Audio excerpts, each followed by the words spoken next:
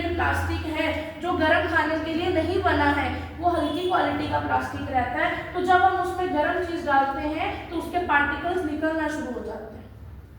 पन्नी में चाय भर के लाते हैं ना कई लोग, या प्लास्टिक की बोतल में चाय ले आते हैं, तो कभी किसी ने एक्सपीरियंस किया उसमें हल्का हल्का प्लास्टिक का टेस्ट आना शुरू हो जाता है, नोटिस किया कभी किसी ने? स्वाद उसका आता है। अगर वो टेस्ट आ रहा है दैट मीन्स वो पार्टिकल्स जा रहे हैं हमारे अंदर।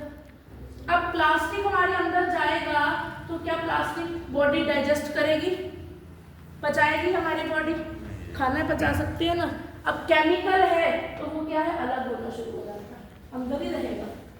तो हमने प्लास्टिक में खाया केमिकल, फिर हमने अखबार में रख के कुछ ना कुछ खा लिया, या छपे हुए कागज में कुछ खा लिया, हमने सिंथेटिक कलर खा लिया, हमने कोई और ऐसा केमिकल है जिसमें हमने उससे मतलब दिमाग में नहीं था। नेल पेंट लगा रहता है तो हम आटा गूंदेंगे तो ये नेल पेंट है, ये निकल के भी जा सकता है, प्लस इसको कभी अजीब लगा के देखना, ये प्लास्टिक का टेस्ट करता है, पूरा केमिकल का टेस्ट आता है।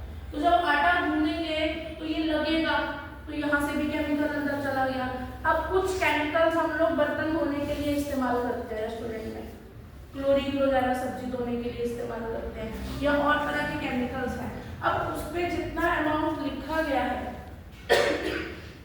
मान लो किसी पे लिखा है ना कि 1 ml या 10 ml या 5 ml ही यूज करना है इतने लीटर में, तो वो इसलिए लिखा जाता है कि जब आप उस बर्तन को धोओगे तो इतने ही ml पानी से निकलेगा, एक्स्ट्रा उसमें लगा रह जाएगा, वो नहीं निकलेगा।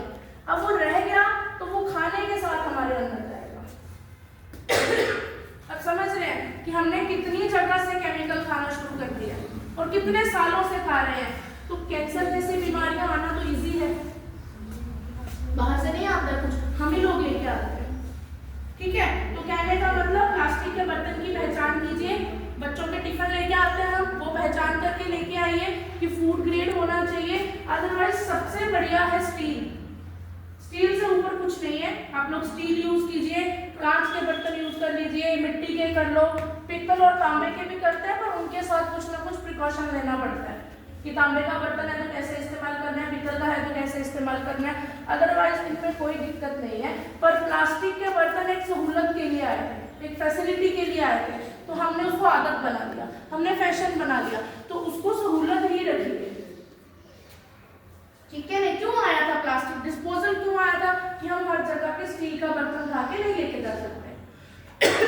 कोई फंक्शन है तो स्टील के बर्तन नहीं इस्तेमाल कर सकते क्योंकि धोने में दिक्कत आती है, इसलिए डिस्पोजल आ गया। हमने करते करते उसको ट्रेंड बना लिया, अब डिस्पोजल भी आता है। माने डिस्पोजल की बात करते हैं तो डिस्पोजल देखिए, गवर्नमेंट